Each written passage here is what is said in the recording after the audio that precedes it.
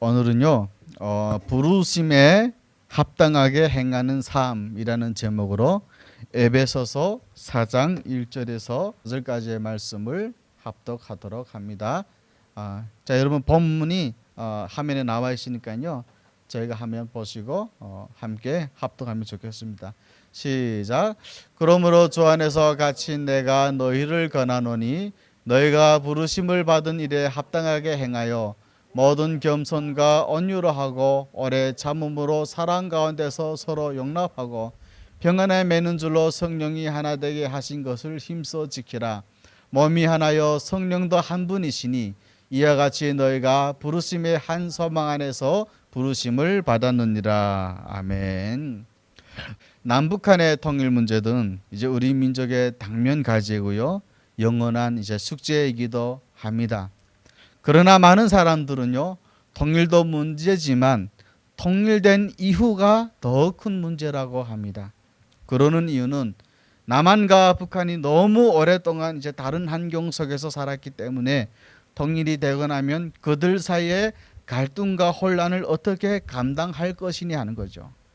그래서 통일 이후에 생길 문제점들을 생각하면 통일되지 말고 그냥 이대로 있자는 말까지 한다고 합니다. 그런데 이런 사고는 통일 문제뿐만 아니라 부부관계를 포함한 모든 사람들과의 관계에서도, 심지어는 교회 공동체에서도 나타납니다.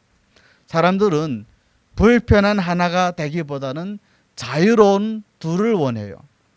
하나를 이뤄내기 위해서 갈등하고 불편함을 겪으려 하기보다는 그냥 성숙 안 해도 좋으니까 적당한 거리를 두고 둘러 있는 것이 더 좋다는 겁니다.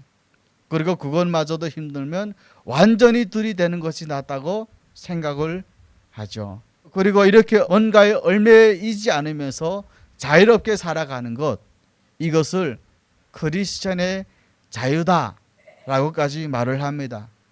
물론 하나됨을 이뤄간다고 하는 것은 쉽지 않은 일입니다. 또 실제로 오랫동안 하나됨이 이루어지지 않을 때 과연 이런 관계를 지속시켜야 할지 의문이 생길 수도 있어요. 그러나 여러분, 이런 상황에서도 이 모든 것들을 우리의 감정을 따라 결정해서는 안 됩니다. 하나님께서는 우리가 어떤 모습으로 살아가기를 원하시는지를 우리들은 먼저 확인하셔야 돼요. 그리고 그 하나님의 뜻에 따라 결정을 하셔야 하는 것입니다. 오늘 본문을 통해서 우리는 그것들을 살펴보려고 합니다. 오늘 본문인 에베소서 4장부터는 하나님의 은혜로 말미암아서 하나님의 자녀로 부름받은 우리들이 어떻게 행해야 하는가를 쓰고 있어요. 사실 바울이 쓴 서신서는 어찌 보면 구조가 다 똑같아요. 어떤 서신서에서도 앞부분에는 그리스도의 은혜로 말미암아 우리가 어떻게 하나님의 자녀가 되었는가를 설명을 해주고 있어요. 그리고 뒷부분에 가면은 이제 그 은혜 받은 성도들이 어떻게 사는 것이 합당한 삶인가를 말하고 있어요. 일종의 삶의 실천편이 되는 거죠. 오늘 본문인 에베소서 4장도 은혜 받은 성도들, 하나님의 은혜로 자녀된 성도들, 그들은 어떻게 사는 것이 그 은혜에 합당한 삶인가를 말하고 있는 것입니다. 그래서 1절에 보시면 우리 함께 합독합니다. 시작. 그러므로 주 안에서 갇힌 내가 너희를 권하노니 너희가 부르심을 받은 일에 합당하게 행하여 라고 말을 하고 있는 것입니다. 그렇다면 교회로 부름받은 성도들은 어떻게 사는 것이 부르심에 합당한 삶일까요? 우리가 그리스도의 은혜로 하나님의 자녀가 되었다면 자녀가 된 우리들의 삶에서 가장 먼저 가장 중요하게 해야 될 것이 뭐냐는 말이에요. 사도 바울은 그것에 대해서 무엇보다도 하나됨을 지키는 것이 부르심에 합당한 삶이다 라고 얘기를 하고 있습니다. 우리 함께 3절 말씀 함께 합독합니다. 시작. 평안에 매는 줄로 성령이 하나 되게 하신 것을 힘써 지키라. 교회 구성원이 된 우리들이 해야 될 가장 최우선의 과제는 하나 되게 하신 것을 힘써 지키라는 거예요. 그런데 이 말씀을 들으면 참 이상하죠. 아니, 그 엄청난 은혜를 받았으면 은혜 받은 성도들이 해야 될 일을 뽑으라 하면 다른 거 얼마나 많겠어요. 열심히 봉사하십시오. 열심히 말씀을 배우십시오. 이런 것들 엄청 많을 것인데 왜 사도 바울은 다 적혀놓고 제일 먼저 하나됨을 지켜라고 말을 하고 있겠냐는 거죠. 사실 안타깝게도 오늘날 교회 안에 발생하는 문제들 중에 가장 흔하고 가장 심각한 문제가 갈등하고 분열을 하는 것입니다. 교회의 문제점들을 놓고 보면 고린도 교회가 그런 거죠. 그래서 고린도전서는 고린도 교회의 여러 가지 문제점들에 대해서 사도 바울이 아주 엄중하게 책망하고 경고하는 내용들이 나와요. 사도 바울이 고린도전서 고린도 교회의 문제점을 지적하는데 가장 첫 번째 지적한 것이 뭔지 아세요, 여러분? 교회 안에 분열이었어요. 그것도 무려요 1장부터 4장까지 이르게 4장이나 되는 분열에 대해서 책망하고 있는 것입니다. 이것은 오늘날의 교회든 아니면 옛날의 초대교회였든지 간에 우리 삶에 특별히 교회 안에서 가장 흔하고 가장 심각한 문제가 바로 성도들끼리 갈등하고 분열하는 것이라는 거예요. 그런데 실제로 교회 안에 이런 갈등이 일어나는 대부분의 이유는요 다른 데 있는 것이 아니에요. 일을 좀 잘해보려고 하다가 생긴다는 겁니다. 아예 교회에 관심이 없으면 갈등도 생기지 않겠죠. 관심을 교회에 많이 갖다 보니까 생기는 것이 갈등이라고 하는 것입니다. 자신이 생각하기는 우리 교회가 잘 되려면 이렇게 해야 된다고 생각하는데 실제 모습은 그 반대로 가고 있거나 하면 그 과정에서 갈등을 겪게 되고 그래서 결국은 분열하게 된다는 것입니다. 여러분 물론 어떤 일이든지요 그것이 이루어지는 과정 속에서 어느 정도의 갈등을 겪는 것은 당연히 있습니다. 그리고 그런 갈등이요 꼭 나쁜 것만은 아니에요. 그러나 이런 상황에서도 우리 모두가 절대로 잊지 말아야 될 것은요 우리 주님이 정말 원하시는 것이 차라리 일이 잘 안 될지언정 그것 때문에 서로 갈등하고 싸우고 분열하지 않는 것입니다. 뭔가 대단한 일을 이뤄내는 것이 아니라 오늘 본문의 말씀처럼 그 과정에서 생각과 생각이 다르더라도 내 주장을 막 내세우지 않으면서 하나됨을 이뤄가는 것, 그것이 주님이 가장 원하시는 일이라는 거예요. 오늘 본문도 왜 우리가 하나됨을 지켜야 되는지 그 이유를 쓰고 있습니다. 우리가 하나됨을 써서 지켜야 되는 이유는 성령께서 이미 우리를 그리스도 안에서 하나로 만들어 놓으셨기 때문에 그래요. 다시 말하면요 우리 모두는 미우나 고나 한 아버지를 둔 한 식구며 그리스도를 머리로 하는 한 몸이요 한 공동체이기 때문에 그래요. 사실 하나됨을 힘써 지키라는 말씀은요 하나가 아닌 것을 애써서 하나로 만들어내라 그 말이 아니에요.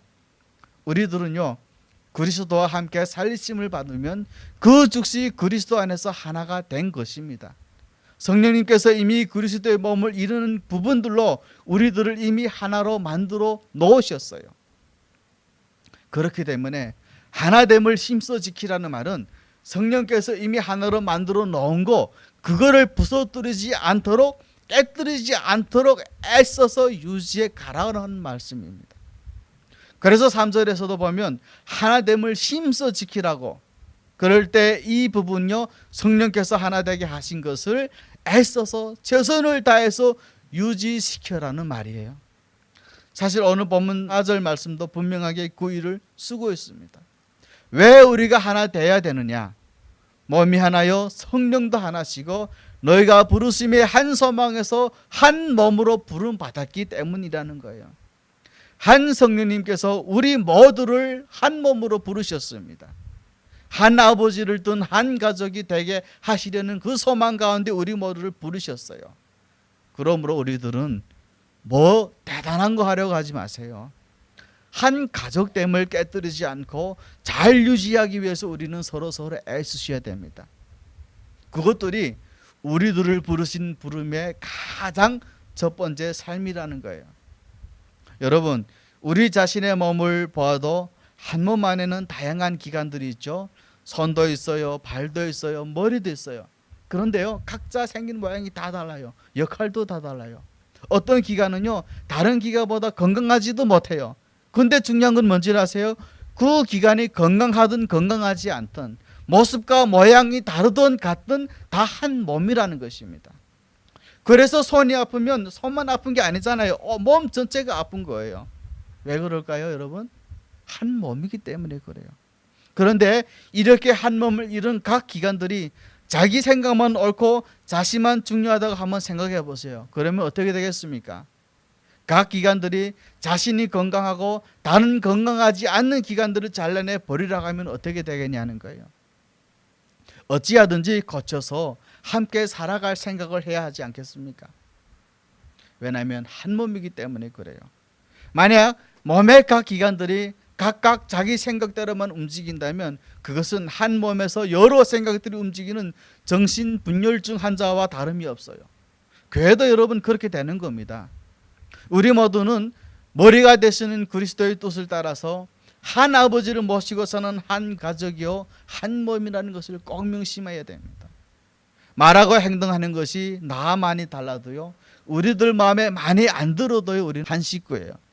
마음에 쏙 들지만 구원의 은혜를 받지 못한 세상 사람은 우리들의 세상 친구는 미안하지만 천국 가면 우리 식구가 아닙니다. 왜냐하면 우리는 천국 가서 그들을 볼 수 없기 때문에 그래요. 그러나 우리들 마음에 안 들어서 진짜 그야말로 같은 교회의 식구지만 그 왼수 같을지라도 마주하기 싫은 사람일지라도 그 지체는 천국 가서 우리들이 영원토록 함께 보고 살아가야 될 식구입니다. 한 가족이라면 아버지를 중심으로 하나됨을 우리가 이뤄내야 되지 않겠어요? 만약 다른 식구들의 부족함만 탓하면서 자기만 잘난 것처럼 따로 놀고 있으면 그것은 우리들 스스로 저는 콩가루 집안 사람입니다 라고 말하는 것과 똑같은 거예요. 그런 의미에서 하나됨을 지켜가고자 할 때 우리들이 기억해야 할 말씀이 있어요. 하나됨은요 힘써서 지켜야 한다는 겁니다. 우리 인간들은 저를 포함해서 너도나 할 것 없이 되게 못돼먹은 심성들이 있죠. 그래서 사람을 봐도요 좋은 점은 별로 안 봐요. 맨날 좋지 않은 점 부정적인 부분만 먼저 봅니다. 그래서 가만히 내비두면요 저절로 분열되는 쪽으로 가는 것이 인간들이에요.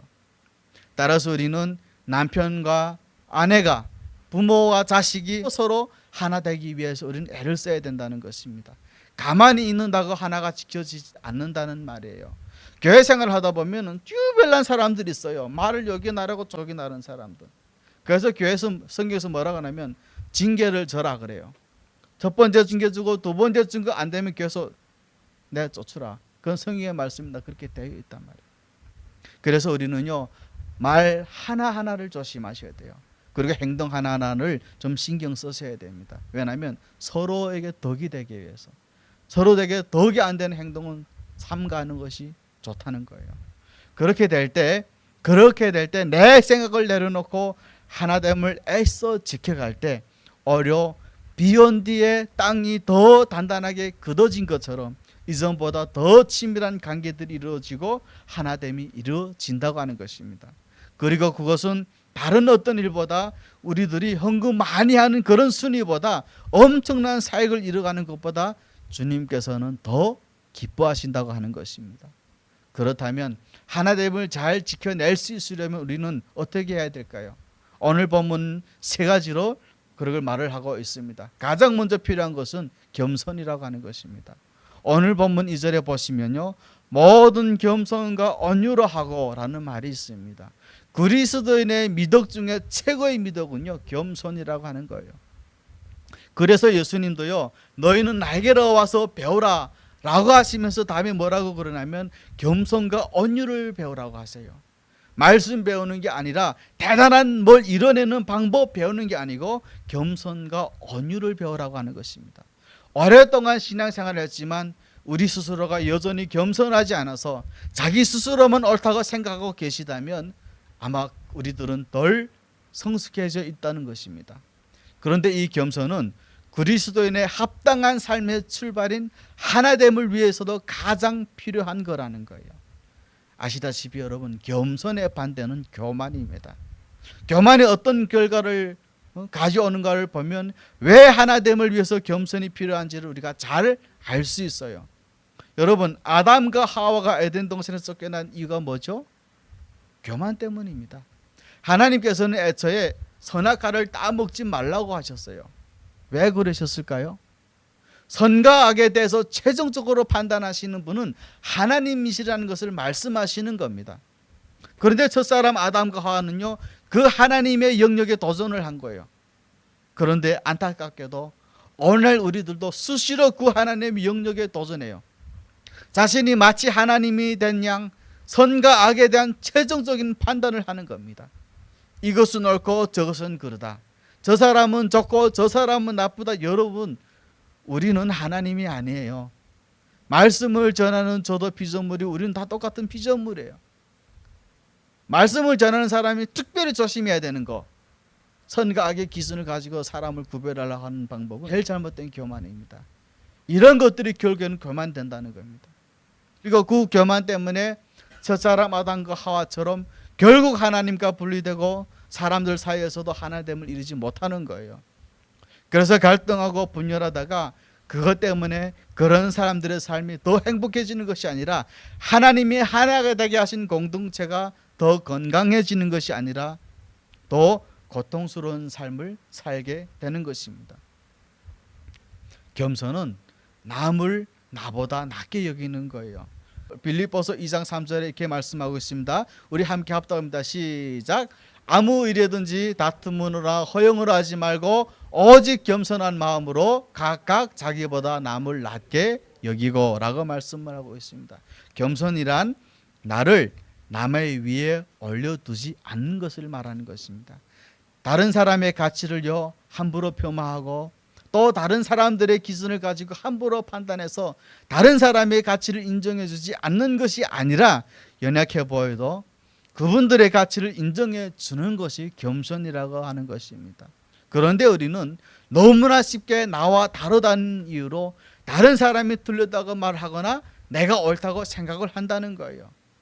이런 생각이 결국은요 자신도 모르게 자신의 생각을 관철시키려고 하는 결국은 하나됨을 깨뜨리는 것입니다.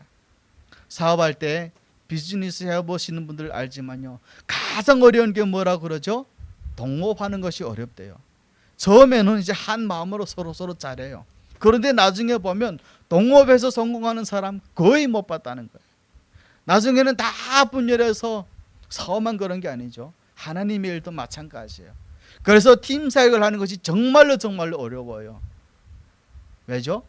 서로의 생각을 맞춰 가야 하는데 인간의 이 못돼 먹은 본성은 자신의 생각이 항상 옳다고 주장한다는 거예요.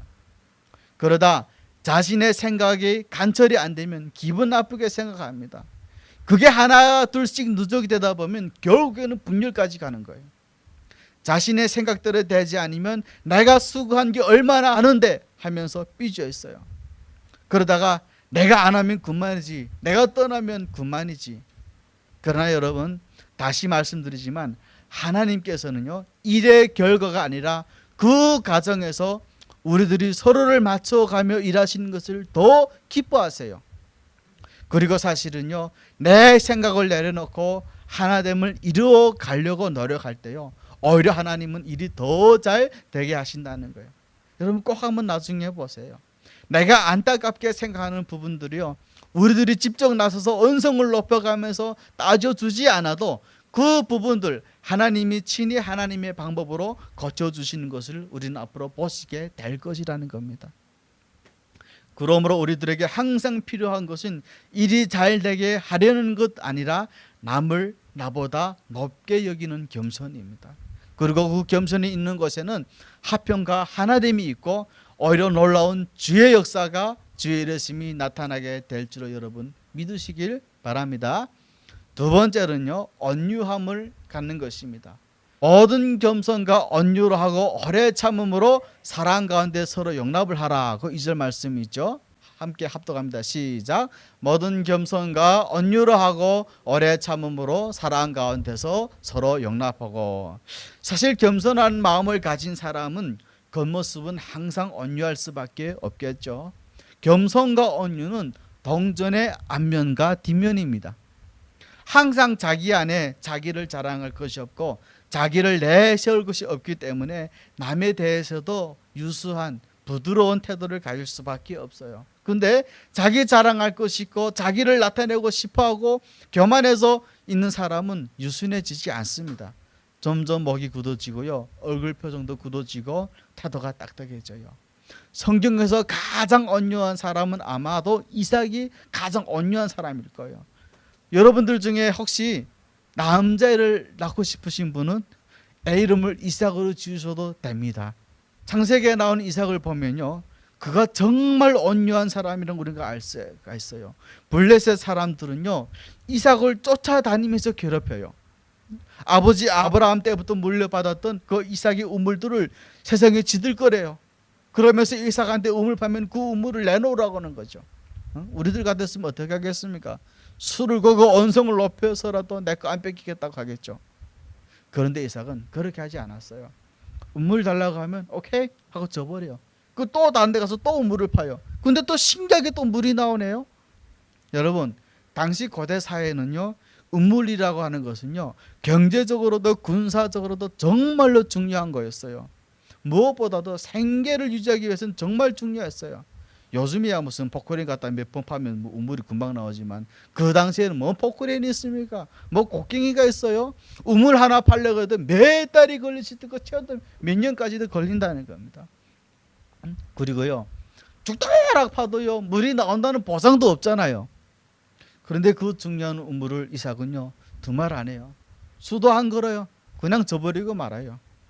그런데 또 다른 데 가서 우물을 파면 신기하게도 물이 나오더라는 거예요. 이쯤 되니까 그런 일이 몇 번 반복되니까 비로소 블레셋 사람들은 깨달아지는 것이 있죠. 저 이삭의 뒤에는 전능하신 하나님이 계시구나 하고 그걸 눈치챈 거예요. 그래서 결국 이삭이 우리 다시 하나 되자 하고 하친을 청하지도 않았는데 우물 뺏어 먹던 그 블레셋 사람들이 와가지고 먼저 이삭 앞에 무릎 꿇고 와서 하친을 청하더라는 거예요. 이삭아, 내가 믿는 하나님은 상천하지의 하나님이시구나. 온유하면요 쓸데없는 다툼을 막아줘요. 싸움을 굳히게 합니다. 뿐만 아니라 하나됨을 이루어낼 수가 있어요. 상대편이 아무리 공격적으로 나오더라도 이 편에서 온유함으로 상대해 보세요. 싸움이 될 리가 없죠. 부부간에도 마찬가지예요.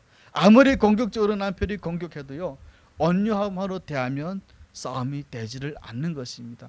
그래서 잠언 16장 32절 이렇게 말씀하고 있죠. 함께 합독합니다. 시작. 노하기를 더디하는 자는 용사보다 낫고 자기 마음을 다스리는 자는 성을 빼앗는 자보다 낫다라고 말씀하고 있습니다.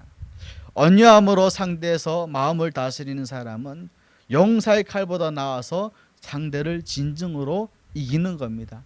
상대의 마음의 분노를 가라앉히고 다툼이 아니라 하나됨을 이뤄가는 것이에요. 그런데 이런 온유함 역시 쉽지 않다는 게 문제예요. 말은 쉽죠. 이걸 이뤄가는 과정이 쉽지 않다는 거예요. 우리는 이삭을 통해서 우리가 어떻게 온유함을 가질 수 있게 될 줄을 알 수 있어야 돼요. 이삭이 온유한 마음을 가질 수 있었던 이유가 그러면 무엇일까요? 그는 어떤 상황 속에서도 철저히 하나님만을 신뢰했던 거예요. 내가 블레셋 사람들한테 이 음물을 뺏겨도 하나님이 나를 굶어 죽게 안 하신다. 하나님이 내 삶을 지키신다. 그러니 저 우물을 빼앗겨도 좋다라고 생각을 하니까 같이 맞짱 두고 핏대를 올리며 싸우는 것이 아니라 온유함으로 상대방을 상대할 수 있었던 것입니다. 하나님을 향한 분명한 신뢰가 우리들로 하여금 온유한 자가 되게 하시는 거예요. 하나님이 항상 우리들을 지키시고 우리들의 삶을 인도하심을 믿기에 세상 사람들이 아무리 우리에게 야박하게 굴어도 화를 낼 일이 없다는 거예요. 다툼이 나는 것은 결국은 내가 손해를 안 보려고 할 때 다툼이 난다는 거예요. 내 자존심을 지키려고 내가 안 지려고 할 때 다툼이 납니다. 그런데 내가 혹시 손해를 조금 봐도 하나님이 축복할 것인데 라고 생각하면서 그까짓 것 좀 막 가져가라고 좀 하면 다툼이 일어나지 않아요. 그런데 이 이야기를 하면요, 아니 우리가 어떻게 맨날 양보만 하고 상대편이 아예 나를 봉으로 알고 나를 잡아먹으러 하면 어떻게 합니까? 라고 생각할 수도 있어요. 여러분, 이것도 역시 하나님이 하실 일이에요. 하나님께 맡기세요. 우리들이 걱정할 일이 아닙니다. 우리들을 이용하려 하는 자들은요 우리 하나님께서 가만히 보고 계시지 않으세요. 다만 적당한 때가 되면 친히 하나님께서 처리하시는 거예요. 하나님께서요, 아브라함에게 창세기 12장 3절에서 너로 말미암아 만민에게 복을 받게 할 것이니 너는 축복의 통로로 살라고 하시면서 또 하나의 약속을 하셨어요. 그게 뭔지 아세요? 너를 축복하는 자에게 내가 복을 내리고, 누가 너를 이용해서 먹으려고 하면, 누가 너를 힘들게 하고, 누가 너의 마음을 아프게 하거나 하면 내가 그놈을 처단할 것이라고 하는 하나님의 분명한 약속이셨어요. 그러니 우리들이 나서서 걱정할 일이 아니라는 말이에요. 하나님께서는 또 다른 사기꾼을 통해서 그 사람을 당하게 하시거나, 아니면 하나님이 생각지도 못했던 방법으로 하나님이 직접 그 일을 행하신다는 것입니다. 먼 일이 터지셔라도 하나님이 분명히 다스리니까요, 직접적으로 우리가 나서고 싸우려고 하지 마세요. 그러니 우리는 우리의 일만 하면 돼요. 언약으로 상대해 주고 있으면요, 이와 더불어 영혼의 구원의 역사가 일어나게 되는 것입니다. 마지막으로 세 번째는요, 오래 참음으로 서로 용납하는 것이에요. 오늘 본문 2절 후반부에 보시면 오래 참음으로 사랑 가운데서 서로 용납하라는 말이 있죠. 살다 보면 어쩔 수 없는 이유로 관계가 소원해지거나 또 관계가 깨어질 때도 있어요. 그럴 때 그 깨어진 관계를 회복해주고 다시 하나됨을 이뤄낼 수 있는 방법이 용납하고 용서하는 거예요. 그런 의미에서 용납은 하나됨을 깨뜨리려는 사탄의 공격을 이겨내는 가장 강력한 무기인 것입니다. 그런데 우리는 용납에 대해 오해하고 있는 게 하나 있어요. 그게 뭐냐면요, 누군가를 우리가 용납하고 용서해 줄 수 있으려면 그 사람이 잘못된 것을 돌이켜야 한다는 것입니다. 그 사람이 회개할 때 우리가 용납해 줄 수 있다는 거예요.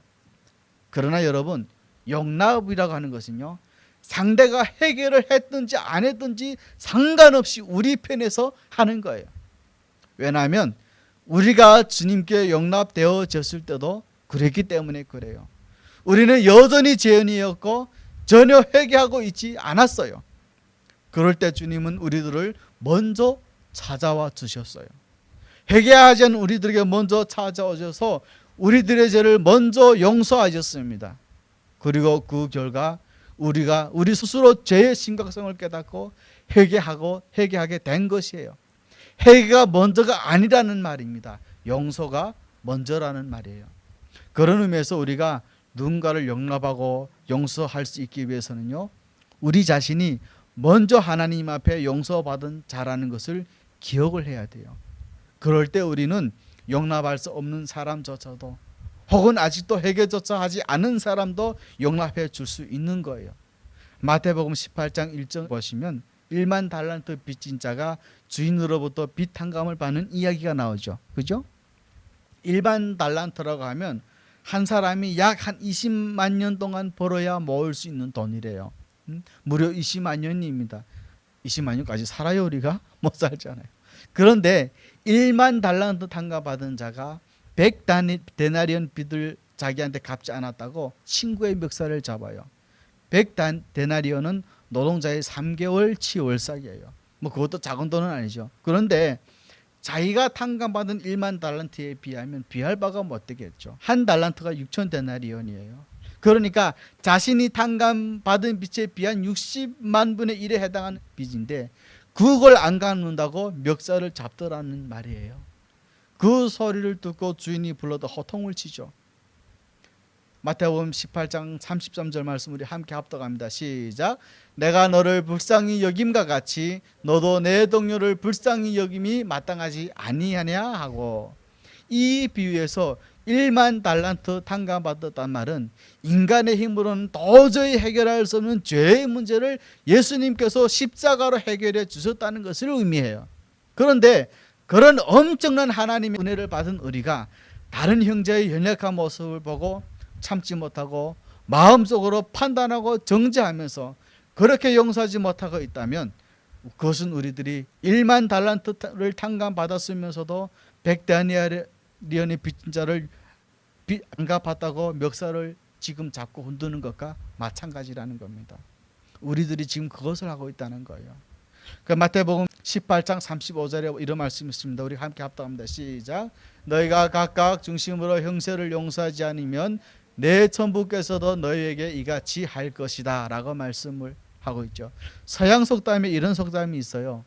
남을 용서해 줄 모르는 사람은 언젠가 자기가 건너야 할 다리에 불을 질러버리는 사람이다 라는 말이 있다고 합니다. 우리 자신이 용서받은 자임을 기억할 때 우리들도 얼마나 죄 많은 인간인지를 기억하라는 겁니다. 지난날에 우리를 보면 자칭 우리가 죄인이라고 하는 그들보다 범한 죄 이상의 죄를 범했으면서도 왜 우리들은 연약한 지체 그 연약함만 탓하려고 할까요? 상대의 죄는 우리가 따질 일이 아닙니다. 우리가 판단하는 일도 아니에요. 우리 주님께서 판단해 주실 것입니다. 우리가 심판할 일이 아니라는 것입니다. 그리고 용납과 관련해서 한 가지 기억해야 될 것은 용납이 곧바로 관계 개선이나 상대방의 해결을 가져오지 않을 수도 있다고 하는 것입니다. 우리는 보통 내가 먼저 다가가고 용서하면 상대편도 금방 해결하고 돌이킬 거라고 생각을 하죠. 천만의 말씀이에요. 그렇지 않은 경우가 오히려 더 많아요. 설교나 제자 양육을 듣고는 오늘 집에 가면 남편한테 여보 내가 잘못한 게 있어서 날 많이 용서해서 그러면 한다는 말이 뭔지 아세요? 남편들이 이제야 그걸 알았어 그러더래요. 그러면서 제자 훈련 좀 받을 만하네. 지는 반성을 안 하고. 그게 바로 인간이라고 하는 겁니다. 근데 여러분 저도 그랬거든요. 그래서 오래 참음이 필요하다는 거예요. 그래서 오래 참고 용서해주고 기다리고 있을 때 주님께서 일하신다는 사실 여러분 꼭 기억하시기를 바랍니다. 말씀을 맺겠습니다. 겸손함으로 하나됨을 이뤄가시기를 바랍니다. 나의 옳음을 주장하기보다는 남을 나보다 낮게 여기는 겸손이 하나됨을 이뤄내는 것입니다.